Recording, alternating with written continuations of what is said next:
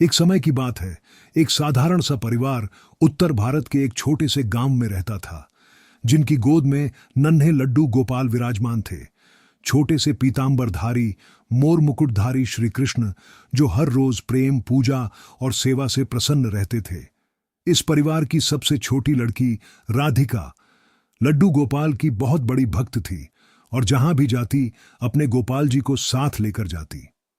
चाहे शादी समारोह हो, तीर्थ यात्रा हो, स्कूल का कार्यक्रम हो या जंगल पहाड़ी की ट्रैकिंग, वो अपने गोपाल को एक नन्ही सी पालकी में बिठाकर ले जाती। धीरे धीरे पूरे गांव में चर्चा फैलने लगी कि जहां राधिका अपने लड्डू गोपाल को साथ लेकर जाती है, वहां कुछ न कुछ चमत्कार जरूर होता है। एक बार जब वह अपने मामा के यहां यात्रा पर निकली, तो रास्ते में भारी बारिश शुरू हो गई और सब यात्रियों ने कहीं न कहीं छुपना शुरू कर दिया।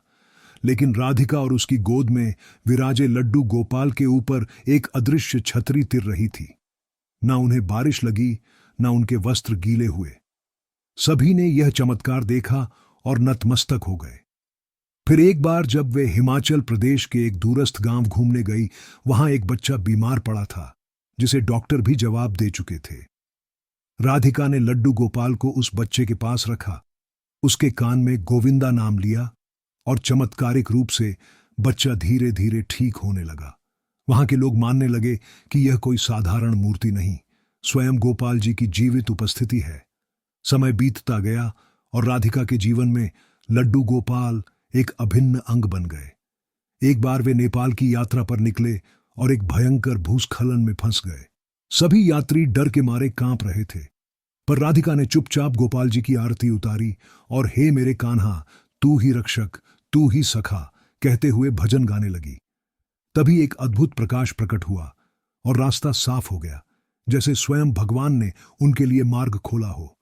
लोगों ने देखा कि उस समय राधिका के गोद में लड्डू गोपाल की आंखें खुली हुई थीं और उनमें से तेज प्रकाश निकल रहा था। ये घटनाएं केवल चमत्कार नहीं थीं, बल्कि उस प्रेम का प्रमाण थीं जो राधिका ने लड्डू गोपाल के साथ बांधा था। एक बार जब राधिका को एक विदेशी टूर पर आमंत्रित किया गया, तो एयरपोर्ट पर सुरक्षा कर्मी ने लड्डू गोपाल को अपने स्कैनर में डालने को कहा। राधिका ने मना किया कि ये कोई खिलौना नहीं, मेरे भगवान हैं। लेकिन सुरक्षा कर्मी अड्डा रहा। जैसे ही लड्डू गोपाल को स्कैनर में डाला गया, पूरी मशीन बंद हो गई और स्क्रीन पर श्री कृष्ण का चित्र उभर आया। पूरे एयरपोर्ट में हलचल मच गई और अधिकारियों ने हाथ जोड़कर माफी मांगी। जब राधिका पेरिस, रोम, जापान जैसी जगहों पर घूमने जाती, वहां के लोग उसके लड्डू गोपाल को देख मंत्रमुग्ध हो जाते। एक जापानी महिला ने तो कहा कि उसने अपने सपने में इसी बालक को देखा था जो कह रहा था, मैं गोपाल हूं, मैं हर जगह हूं।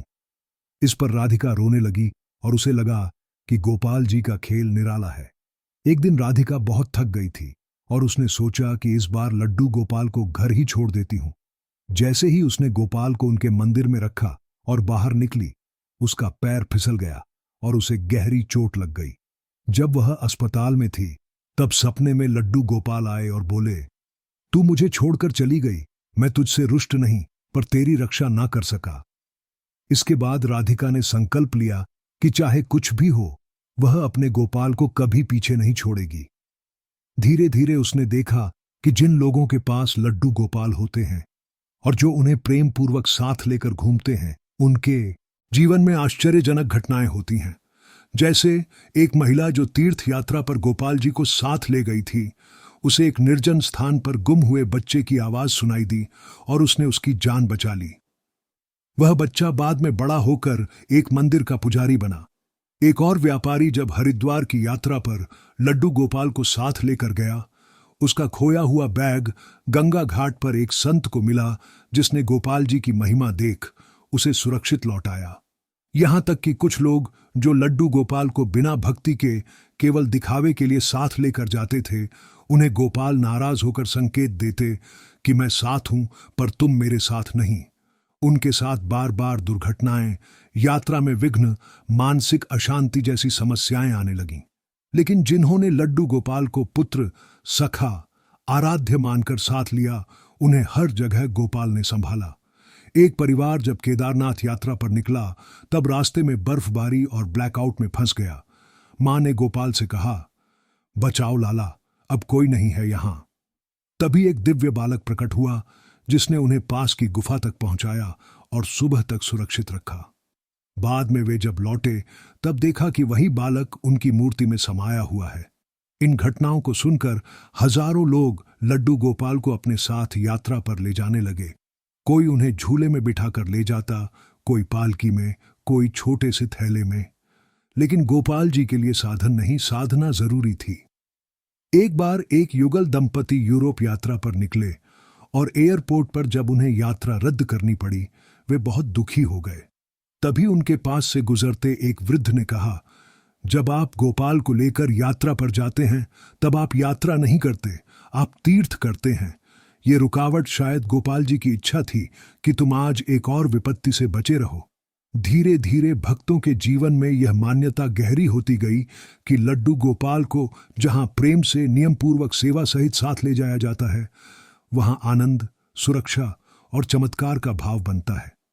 पर जहां केवल फैशन, दिखावा या बिना भावना के ले जाया जाए, वहां गोपाल की नाराजगी भी संभव है।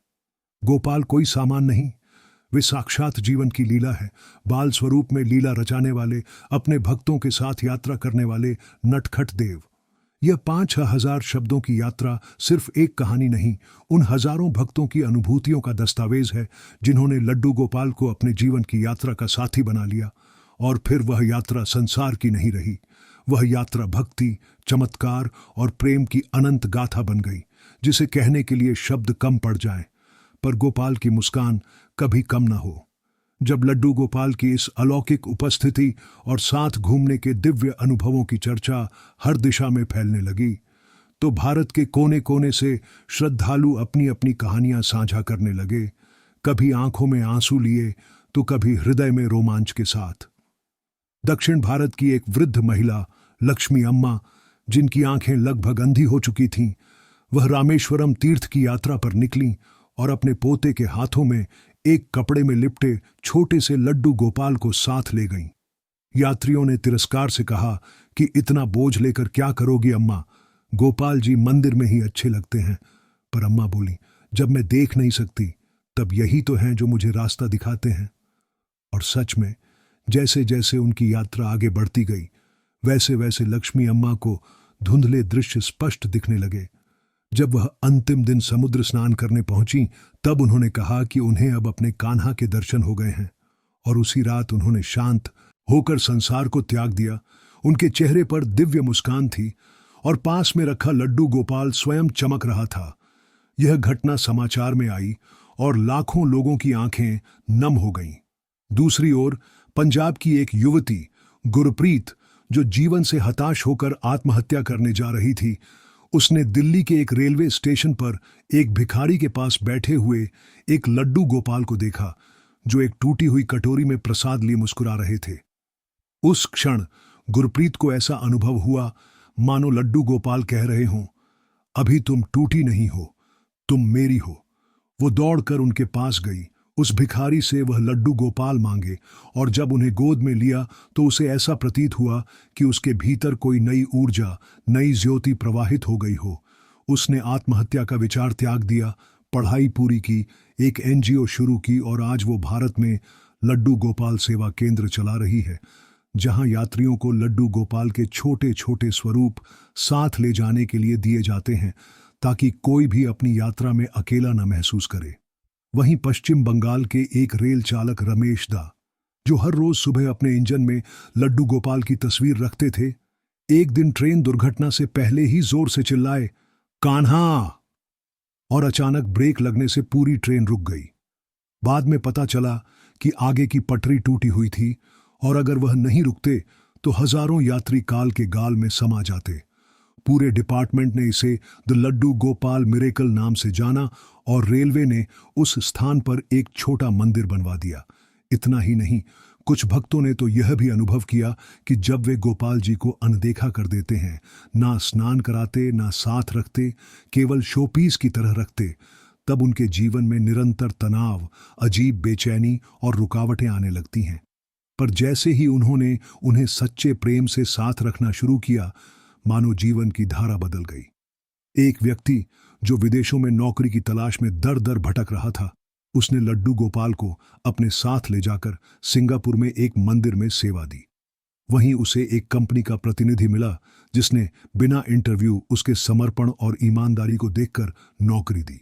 जब उसने पूछा कि आप कैसे मान गए, तो उस अधिकारी ने कहा, जिसके साथ भगवान स्वयं घूम रहे हैं उस पर भरोसा न करूं तो किस पर करूं। इसी तरह एक बार वाराणसी के घाटों पर एक महिला अपनी नवजात बेटी के साथ बैठी थी, जिसे कोई अपनाने वाला नहीं था। तभी एक साधु ने उसे एक लड्डू गोपाल की मूर्ति दी और कहा, इसे अपनी बेटी का बड़ा भाई मानो, तुम्हारी सारी पीड़ा दूर होगी। और सच में उस दिन से उसकी झोपड़ी में सुख शांति का प्रवाह शुरू हो गया। वो बच्ची बड़ी होकर आईएएस बनी और आज भी हर फाइल साइन करने से पहले लड्डू गोपाल को प्रणाम करती है। ये चमत्कार कोई कल्पना नहीं, उन अनुभवों की श्रृंखला है जो लाखों यात्रियों, श्रद्धालुओं और प्रेमियों ने तब महसूस किए जब उन्होंने लड्डू गोपाल को अपने साथ यात्राओं में शामिल किया। कुछ लोग कहते हैं कि उन्हें गोपाल के साथ यात्रा करने पर रास्ते में सुगंधित पुष्प बरसते दिखे, कुछ को बंजर रास्तों में मीठे जल के झरने मिले, कुछ को संकट के समय एक बालक ने मार्ग दिखाया जो बाद में कहीं नहीं मिला। ये सब वही थे, लड्डू गोपाल जो अपने भक्तों की परीक्षा लेते हैं पर साथ कभी नहीं छोड़ते। उनके लिए साधक की जाति, उम्र, धर्म या भाषा कोई मायने नहीं रखती। बस प्रेम चाहिए, विश्वास चाहिए और साथ में ले जाने की भावना। उनके साथ यात्रा करने का अर्थ है स्वयं यात्रा पर निकले हुए परमात्मा को गोद में लेना, जो केवल बाहरी दुनिया नहीं, भीतर की यात्रा को भी प्रकाशित करता है। भाग 2 में यह कथा यही कहती है कि लड्डू गोपाल केवल साथ घूमने भर के नहीं, वे चलने वाले चेतन स्वरूप हैं। जहां उन्हें प्रेम से बुलाओ, वहीं वे प्रकट होकर अपनी लीला दिखाते हैं।